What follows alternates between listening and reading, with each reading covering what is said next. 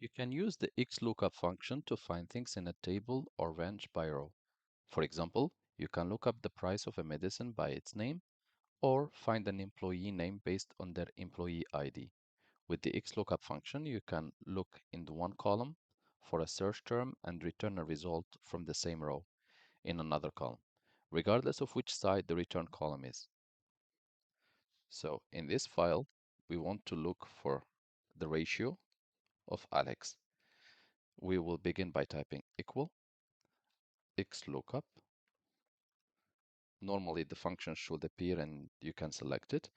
And I will select the first value. Depending on your decimal separator, you can type semicolon if it's your separator or a dot, depending on which one you have in your settings. Here I will type just comma, since it's my decimal separator. We will select the first column where it has employee names because I want to look for Alex by its employee name and get its ratio. And I want Alex ratio, closing parentheses.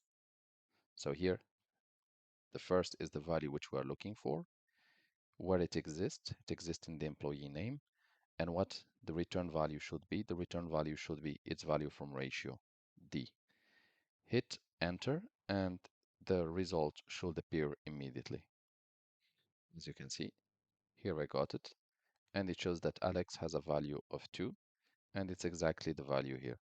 You don't need to use it in one sheet. You can create in any other sheet or any other workbook and use Xlookup to look for value in another sheet or in another workbook.